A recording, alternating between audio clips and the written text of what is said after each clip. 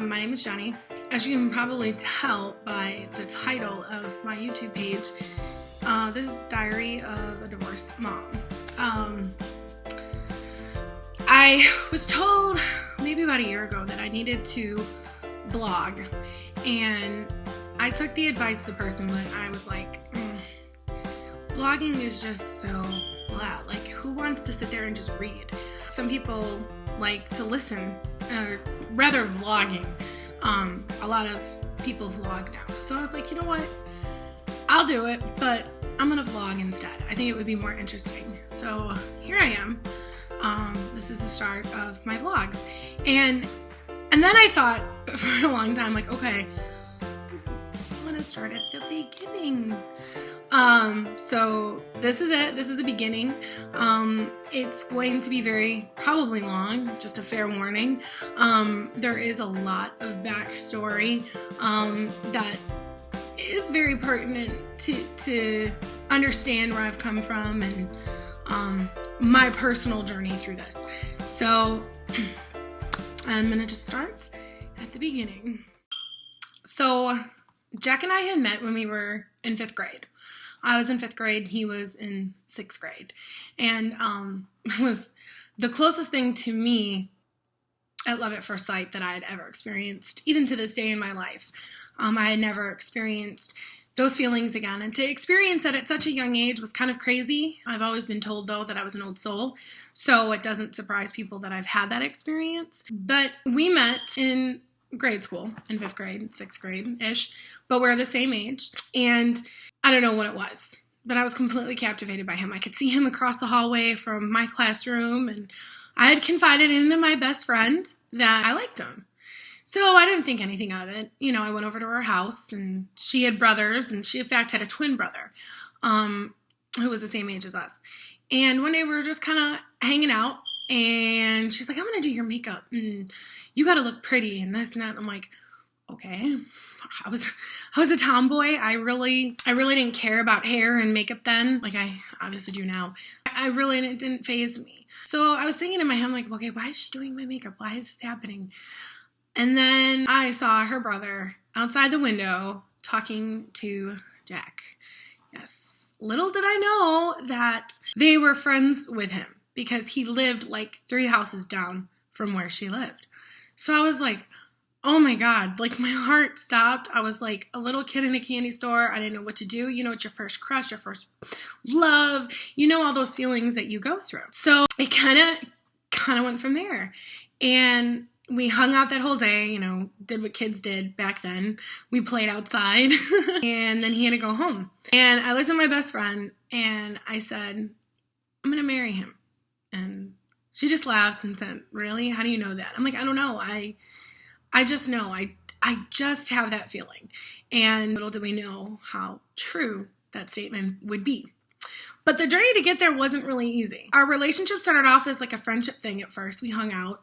I remember the first day he called me. I was so excited he asked me out, and we went out to this restaurant by our house. I was so nervous I couldn't eat anything, and he called me a cheap date. I'm like, oh, thanks. Appreciate that.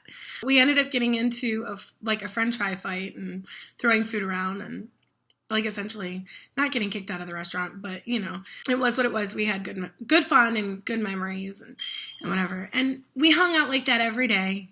We played video games. I had a pool. We would swim. My dad would take us to, you know, a place called Celebration Station, which is like a glorified Chuck E. Cheese. And we would just do things that kids do. And then one day I remember, I think it was in 5th grade, still, he kissed me, and that was my first kiss. It kind of grew from there. Jack and I had dated, I want to say ever since then, like consistently for like 6 years. So that puts us at sophomore year in high school. Maybe it was 5 years, because I was a freshman and he was a sophomore. And that's kind of like when things started taking a turn. To this day, I still don't know what happened. All I know is that his parents kind of intervened and said, hey, we don't want you seeing her anymore. His dad called my mom, and it was kind of nasty, and I was heartbroken. Even though I'm completely over it now to this day, telling this story, I still kind of tear up a little bit because I remember the pain. I remember what I went through, the feelings, the emotions. It sucks. It really does. And being so young, even as a freshman, you know, it still a heart-wrenching experience to go through. There's nothing like losing your first love. So I was literally heartbroken. I wasn't sleeping well. I wasn't eating well. I was starting to do bad in school. And at the time I was in a all-girls private Catholic high school. So it was like a huge thing to my parents. And then he had gone to a public school.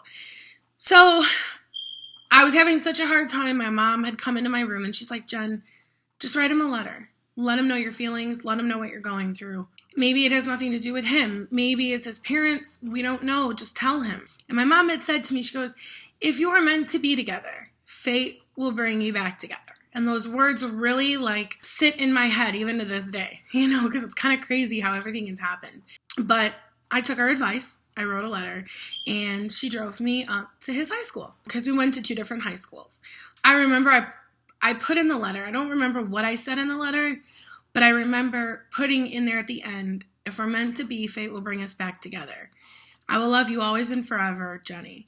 And when I went to go put that on his car, I felt like all eyes were on me. I was so nervous. I had never done anything like that before. I was like, oh my God, what am I doing? But we did. I put it on the car and that was it. The rest of that night left me uneasy because I was like, okay, is he going to read the letter? What's going on? Did he read it? Did he get it? Did the wind blow it away? How do I know if he got it? Because we didn't have cell phones back then. You have to think about, the time period. We barely even had pagers if we were allowed pagers. So I had no way of calling him, no way of like texting him or emailing him to see if he got the letter.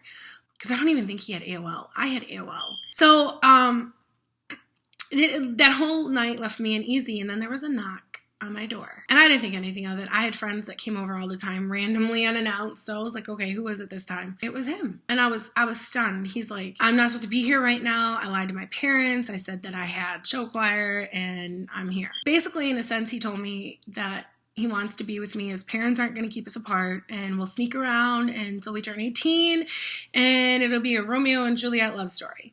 He didn't say that, but in short, that's what he said in not so many words. I was okay with that. I was like, okay, so this isn't the end. It's not him, it's his parents and whatever, crazy reasons that they had. So that's how it was for a few years. I would wait for him to call me. He would come over just for a few hours, or we would meet up at the mall just for a few hours. He would tell me to come watch him in his plays. Even though his parents were there, I would bring my friends and I would hide, just so I could see him. And that's how it was. And then slowly we started to drift apart. We just kind of both started our own separate relationships with other people. I guess we kind of both just got tired of the waiting game. And I guess for him, he had an image to keep up. His parents were like, well, why aren't you dating anyone? Are you gay? Blah, blah, blah. So he got into a relationship with a girl. I'm going to call her Stacy. Stacy's a very significant person in the story. And I got into my own relationship, which was absolutely and utterly crazy. I was in that relationship for like 3 years. It was mentally abusive, physically abusive. It got to the point of stalking and breaking into my house on my birthday and just all sorts of crazy stuff. But finally, I was able to get out of that relationship. Thank God. And you know something? Even to this day, I will see Crazy Head. I'll call him Crazy Head. I will see him around my neighborhood. And like at one point, he even called me. And I was like, dude, he's like, you want to go to the movies? I'm like, dude, I'm married with kids. No, get over it. It's over. So it was kind of crazy. So after I got out of that relationship, I was just like, oh my God, I really was not wanting to date anybody at that point because I had already suffered major heartbreak. Even though I moved on and he moved on and I just wanted us both happy, I wasn't ready to get into another relationship after that. I just wanted to do me. So I started hanging around with a group of friends that were amazing. And little did I know that Jack was mutual friends with them, or they were at one point. We all hung out at a place. Well, we all hung out at a pool hall. And like literally we ran this place. It was like a group of like 40 people. We would go out, we would shoot pool all night. Then we would go to this restaurant and we'd have coffee and we'd sit there till like 3 o'clock in the morning. Mind you, we were still, young and didn't have responsibilities. And we worked, just not full-time work. It was all part-time work for us. So some worked full-time. I don't know how they would do it. They would still hang out till like crazy hours of the night. That was it. And that was the time. And then I remember talking to one of my friends and she's like, well, yeah, I didn't know you dated Jack and this and that. And she goes, well, do you know he went in the Marine Corps? And I was like, no, not Jack, not skinny, nerdy, geeky, white Steve Urkel Jack. There's no way. There's no way he can handle the Marine Corps, the hardest boot camp out there in the military. There's just no way. And she's like, yeah. And she showed me his picture. I was like, no way. She's like, well, he's still in boot camp right now and this and that. And I was like, oh my God. Okay. So after that, I was like, what the hell? Like my curiosity got the best of me, literally. And I did some digging and I found out, yeah, he was in fact in boot camp for the Marine Corps. And I was like, well, if he makes it out, I don't think he's going to make it. And I know that sounds so bad, but if y'all knew Jack, he was just not Marine Corps material. Okay. Like this is the boy that would trip over nothing on the floor and fall going up the stairs and fall. I even think we were riding bikes and he literally ran his bike into a parked car. Okay. Like there's just like no way that he could handle that. But sure enough, he did. And I managed to track him down in California and I wrote him a letter. Because he was still in boot camp, I couldn't call. So that was my only way of getting a hold of him. And then I never heard back from him. But then I had heard that he was back in town and that he was on leave. He finished boot camp. He graduated. He's a full-on Marine and he's back and he's visiting everybody at the high school. And I was like, oh my God, what do I do? Do I go say something to him? Do I say, hey, you said when we were 18, we would make it work. I had heard he was going to be at the high school that night and I had gone up to the high school. I remember I brought my friend Tammy and we were sitting there in the parking lot. And I saw him and I was like, oh my God, I'm too scared, to go up and say anything. Like, I don't know why I was scared, but all those feelings came back. The feeling of being in love, the feeling of getting hurt and heartbroken. But I took a deep breath and I went. I was like, wow, what happened to you? And he was so happy to see me. He gave me the biggest hug and kiss. And he's like, hey, I'm going to meet you at your house tonight. Okay, sure. So I was all excited. I dropped my friend off at home and I was like, okay, he's coming over. I'm getting ready. I'm making sure I look good. And there he was. And he was in his dress blues, I think they're called. And I was just so like, ooh, I don't know what it is about that uniform. Just every feeling that I had, every emotion that I had towards him, it just all came running back at once. And he's like, yeah, I still want to be with you. I have to go back. I'm only here for 3 days. I have to go back and do Marine combat training. So he gave me all his information on how to write to him and how to call him and everything. And that's the way it was. We would talk every night. I would call the payphones. I knew every single number to every single payphone. I knew all of the people that he was with over there. They all knew me. In fact, some of them even came to visit me when they were flying from California all the way to Camp Lejeune, North Carolina. So that's a whole nother story. But they just knew me. And he's like, well, why don't you come out and visit me? Nobody wants to come out and visit me. And before he had left, he was with Stacy. But she wouldn't even come out and visit him. I'm like, okay, well, why not? I mean, I've known this guy since we were kids. He's a friend, at least right now, that I'm still majorly in love with.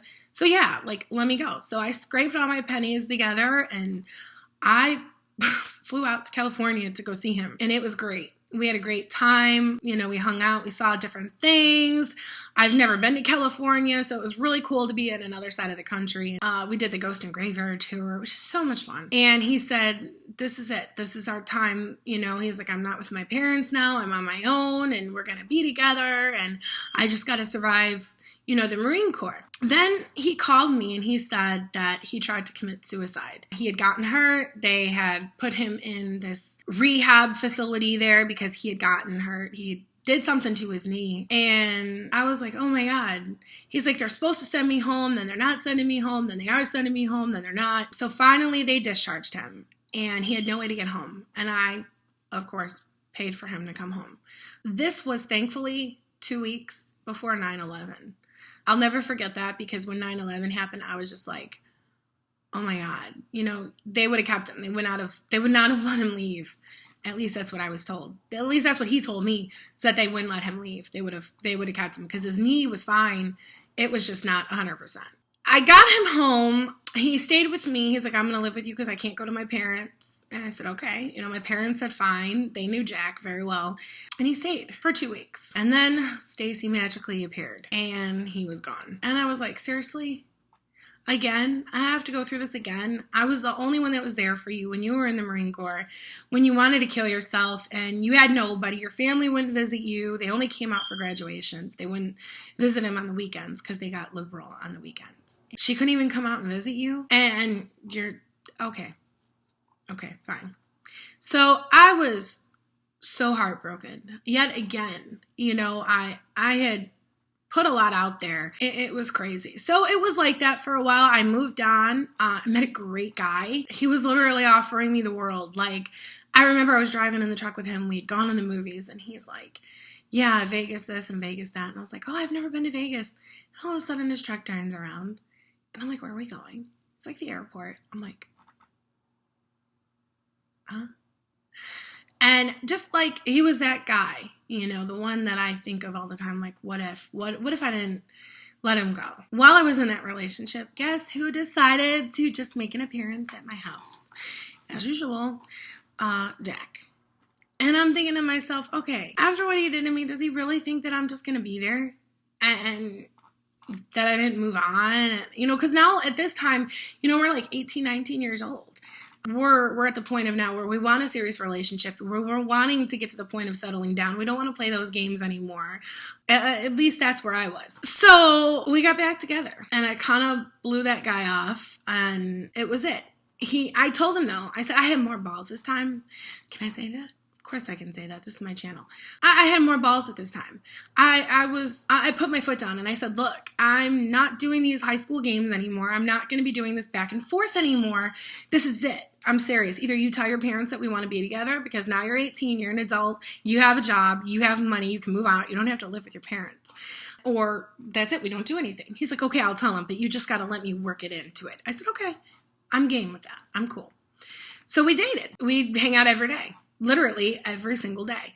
Never was there a doubt in my head. Nothing. I said, okay, this time is serious. Like maybe the Marine Corps was good for him. Maybe it taught him something. So now we're on Valentine's Day. We had made plans to go out. We even had reservations. Went out, got him gifts, and I was so excited. I was like, God, my first real Valentine's Day, with somebody I really, truly love. And then he calls me and says, I can't go out. My parents want me to watch, my little sister and brother. And I'm like, well, they're like, like 17 years old. They're like 16, 17 now. Like, they don't need a babysitter.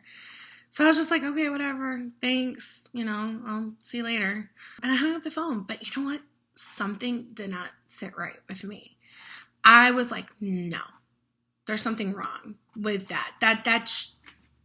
So I called my friend and we drove by his house. And sure enough, Stacy's car was in the front of the house and there they were sitting on the couch. So by this time we had cell phones. So of course I took a picture on my phone and I said, okay, I'm going to show you, that you were caught. And I kept my cool, knowing I couldn't go knock on the door because he still didn't tell his parents yet. And then I just wanted to play my cards right, I guess. So then the next day I knew he was hanging out with his friends and I knew where they were because he told me. He always told me where he was. He's like, if you want to come by, you can come by. So I went up there, Valentine's Day gift in tow. I had my friend with me for moral support and I walked in. And he was almost stunned to see me there. But I said, I hope you had a good Valentine's Day with Stacy.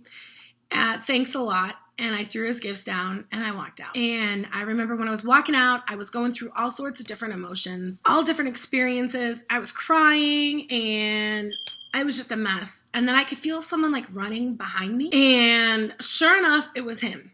And he threw himself down at my feet and said, I'm sorry. I had to. My parents called her over and this and that. And I'm like, really? Your parents called her over? I guess he always said, like, I guess she was close with his mom because they worked together. Something like that. So in some sense, I kind of believe that story. But in some sense, I'm like, really? No. You're, 19 years old. You can make your own decisions. You don't have to sit there and listen to your mother. So I said, I'm not playing these high school games anymore, Jack. I'm done. I'm ready to move on and find somebody. And I'll always love you and this and that. And he's like, look, I want to be with you. This is it. I'm done. So I said, okay.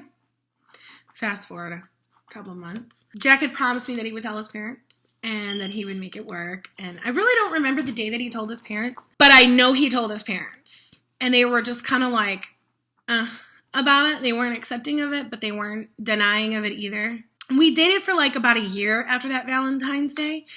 And we had gotten in a huge fight. I don't remember what the fight was about. It was probably stupid. And I wasn't feeling good. I was so depressed and emotional. And my friend is like, well, have you taken a pregnancy test? And I'm like, oh, my period's late, but that's nothing out of the usual. Because I was diagnosed with PCOS at a young age. I was always told that I couldn't get pregnant without help anyway. And this part just really is proof that no matter what our plans are for our life, God has his own. And nothing's going to stop that from happening because I was, in fact, pregnant. And I was like, oh my gosh, here I am, 20 years old, pregnant, the father of the baby, because honestly, I wasn't with anyone else. The father of my child was, aloof and didn't know what the heck he wanted out of life. And how am I going to tell Jack that I am pregnant? Because there's no way I'm going to have an abortion. I don't believe in an abortion. I'm adopted. I'm pro-life. So I already knew I was keeping the baby.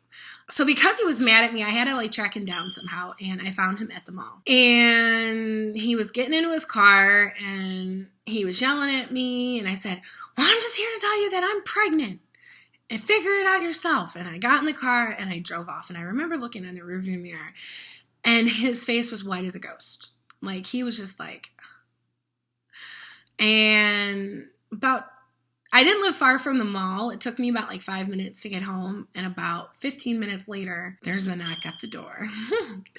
And there he was. So I kind of told him, we were like, what are we going to do? And really the memories at that point after that are a blur. But I do remember going over to his parents' house and telling his parents that I was pregnant.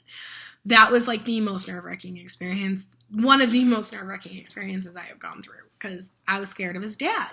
Because his dad was in the Marine Corps too. His dad's has the exterior of a really mean person. And he has a really deep voice that just resonates within you. And he's very scary. He has a temper. He's Italian. And I'm Italian too, but his temper is really bad. So they were basically at that point telling us, you got to get married. And we're not going to have our grandbaby. Be a bastard child. So 6 months later, he had proposed to me on a carriage ride in downtown. And 2 months after that, we were married. And then a month later, there's our daughter. So, but get this. So on the day of our wedding, Stacy, of all people, calls me and says, you won, you got the ring. And I'm like, I won? Is he a contest? Because if it's a contest, I'm not going to put any human through that experience. I wouldn't subject anyone to that. So that was kind of it. Our marriage was good. Our marriage was strong. We had a lot of friends. We would go out. We would go to concerts. I remember going to 2 concerts when I was 8 months pregnant. I was miserable. Concerts were great, but I was miserable afterwards. And we had a lot of fun. We would have people over. We would play games and just had a really good, strong relationship. We would go on, blended family vacations, just so many different things. And then my grandfather had gotten sick. And he was 99. My grandma was 96.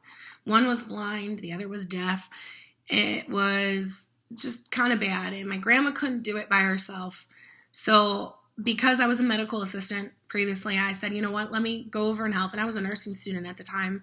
I had later switched to psychology, but I still have the experience. So I went over there and I was taking care of him. He was on hospice. He was going through like the natural dying process as I was like learning it in school, actually. So it was kind of cool to like read and then like see it firsthand. And eventually he had passed away, but not before Jack had cheated on me. And he's like, well, I was, horny and I needed some. And I'm like, yeah, but you don't do that when you're married. You could have come over. We could have gone in the car. They have a garage. One's blind, the other's deaf. No one's going to know what we do. Why stray? Why go outside the marriage? So that was like the first turning point of our marriage. And from there, it was just downhill. And it was with Stacy yet again. And she had sent me a message and says, how does it feel knowing that your marital vows are broken? And I'm like, what is wrong? What is wrong with people? Okay, seriously, what is wrong with people today? So I had a long conversation with his mom. I had a long conversation with his grandmother. God rest her soul. I love that woman. And we decided to make it work. But it still happened again with Stacy. And every time I would have a feeling and I would catch him. And it was always with Stacy. So years go on. Now we have two daughters now. And he tells me that he's going to work, that he got called into work. And I'm like, okay. He was an EMT. He worked on an ambulance. So it was no surprise. That happens a lot. And when he went into work, I had this feeling when he left. He came in, he kissed me goodbye, and I was like, something doesn't seem right. Ladies, always follow your intuition, because in my case, it has never led me wrong. This was a big turning point for our relationship. A couple hours had passed after he left, and I called the station. And I remember asking, is Jack there? And they said, no, he's not working today. I said, oh, I know, he's not on the schedule, but, they wanted people to come in. They were asking for extra people. He's like, no, actually, we're sending people home because we're dead. And I said, oh, okay, I'm sorry. He must be talking about his other job. And I hung up the phone. So I'm sitting there, I'm thinking, I'm like, okay, let me call him. So I call him, and he is like, yeah, what's up, babe? I said, how's work? Oh, it's fine. I'm outside of this hospital right now. And I said, oh, the engine's kind of quiet. Usually I can hear it in the background. Oh, yeah, I don't have it turned on right now. I said, oh, okay. So who are you working with? Oh, I'm just working with John. Oh, let me talk to John. I got something to tell him. John was a friend of ours. Well, he doesn't want to talk to you right now. John doesn't want to talk to me right now, but John's the one that says that if Jack ever did anything to me, that John would be there to, pick up the pieces, basically saying that he liked me. Oh, okay, John doesn't want to talk to me. I lost it at that point. I had kept my cool for so long, and that's when I just kind of got diarrhea in the mouth and blurted it out. I said, that's because you're not at work. What do you mean I'm not at work? You're accusing me? And of course, he got defensive and hung up the phone. I said, okay. Called him back. And I said, if my car, because he had wrecked his car, so he was using mine. If my car is not home within the next hour, I'm calling the police department and I am reporting it stolen. And I hung up the phone and I turned it off. So I couldn't get any calls. About an hour goes by and here he comes pulling down the block. And there's a white car following him. I'm like, oh, okay. There's a girl in there. Well, I mean, I knew. But this time it wasn't Stacy, which surprised me. And he gets out of the car and I come running out of the house and I'm yelling at him and I see her. She has a nerve to get out of her car and start walking up to me because they insisted that nothing was going on. Okay, if nothing was going on, then you wouldn't have needed to lie about going to work. You would have been honest with me about who she was and where you were going. So of course I'm not that stupid. Hello, psych major. Really? I study human behavior for a living. And I saw red. Now, I'm not a mean person. I'm not an angry person. I'm not a bitter person. But for the first time in my life, I wanted to punch that girl dead in the face. dead in the face. And I don't know what came over me, but I charged at her. I took off running like a bat out of hell, and he came up from the side and he tackled me down on the ground, and he's yelling at her, go, leave. And I'm like, you're lucky he's holding me, because if I get out of this, I was like, bitch, I am going to punch you. I let her know I was going to make her face flatter than it already was. I was like a different person. I was mean. I was saying some very mean, hurtful things. But you have to look at it from my point. I'm his wife. You know, you're the mistress. You have to expect there to be some anger there, especially day one of finding out. So, it was at that point we got separated. I kicked him out, and his relationship with her, of course, just blossomed. But that's not the kicker. Are you ready for this? Oh my God, are you ready for this fun part? Because I cannot get over this next part. Okay, hold on. I need a little drink. So this next part is what kills me. They met at work. She was a dispatcher. And of course, he was an EMT, drove the ambulance. And she was engaged to be married. Okay? This all happened in May. We separated. They got together. She was engaged for like 4 years. She was engaged to this guy for 4 years when she blew everything off to get with a married man. And then convinced him to like not make it work. And then, of course, had kids. She doesn't have any kids. And her wedding was all paid for. The invitations were sent out. She had her bridal shower. She had the venue all paid for. She had her dress. She had the cake. She had the DJ. She had every single thing that you would have ready for your wedding. She had ready for this wedding. She was supposed to get married in October. It was October 14th was her wedding day. And this is May, 6 months out from her wedding. Okay, this is when this all happened. And I was just like, who does that? Like, the guy has kids. You know, if you have an affair, that's one thing. But to go as far as to like, and I don't know the conversations that they've had. I'm only speculating now at this point, you know, to go as far as let him leave his wife with kids when you should really just try to make it work, because he's the one that messed up. I wasn't the one that messed up. I was a good wife. I never cheated. I was always there. I, supported him. I did everything for him, just not even through our marriage, through like our entire lives together, because we spent more than a half a century of our lives together. That's what it was. We got divorced. And let me tell you, this chick is crazy. Like, she is crazy. Of course, she has insecurities, right? Because she knows he cheated on me with her. So now she thinks that he's going to cheat on her with me. It hasn't happened, nor do I think I would ever let it happen, just because, number one, I know what it's like to be on the other end. Number two, I wouldn't want him back if you paid me $1 million, given all the stuff that he's done to me. So I'm going to fast forward a little bit here. We're divorced. We have a court order to co-parent. But yet I'm trying to co-parent with him, and I think she knows somebody at the police department, because they called the police and said that I was harassing him. And nobody told me, but there was a warrant out for my arrest. And I was like, seriously? Me, of all people. How did I harass him? Well, apparently swearing in a text message is considered harassment. Okay. Well, when you have two parents that are, trying to raise these kids together after a divorce, and it gets frustrating, and there's going to be fights. There's a reason we're divorced. And went to jail, did my time, not my time, because I got out right away, but, I'm paying for it now. It's crazy that I'm going through all this. So I went to court and everything, got everything settled. I'm like, look, we have a co-parenting agreement. I said, I have to communicate with the guy. It is what it is. And the judge is like, okay, well, I'm just gonna, what did they call it? Conditional discharge, I think it was called.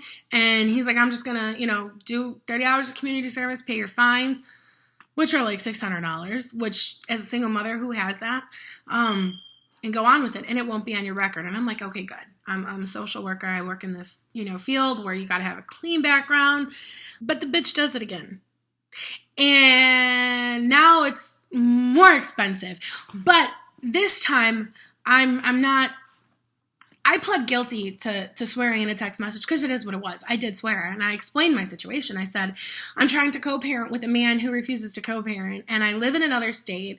It's kind of hard, so I pled guilty. But this time, I said, no.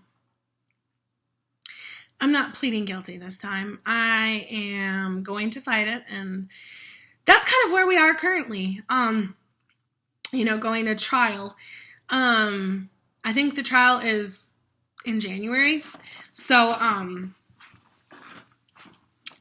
for harassment again, just for, co-parenting. So I've gone through so much of the divorce with this divorce that is just like completely unreal. Like sometimes I feel like I'm on an episode of Teen Mom. Like it's crazy, but I look at these dads on Teen Mom and these moms and I'm like, God, that's like me and Jack. That's me and Jack. That our stories on TV, and that's kind of where this blog idea came from, and the person who advised me to do this, but that's the backstory. And I know I kind of like threw it out there really quick. There's a lot to it, but this whole channel is going to be about my journey through divorce and being a single mom and starting over, and because I've already, it's been some time since I've been divorced. I've been in a relationship, and though I feel like the relationship is coming to an end, it's still, like I'm starting over. So that's it, and I hope I didn't bore you to death. Subscribe to my channel. I'm going to start off, I think, doing once a week vlogs, just because until I get, people interested. I want you guys to give me your ideas of what you want to hear. And of course, I'm going to, chronicle the journey of these legal battles that just keep happening over and over and over again because people are crazy. And then just starting over as a single mom, dating again. And how do you go about dating again? And the process of even going out and finding somebody now, because it's like, it's so hard when you're a single mom, it's like you don't have time to go out and club or go to a bar or go out anywhere even. It's like your day is work, come home, take care of the kids, go to sleep, repeat. So that's what this channel is going to be about. Hopefully my journey can help other people on their journey. I'll be here to support you guys, and thanks for watching. I'll see you later.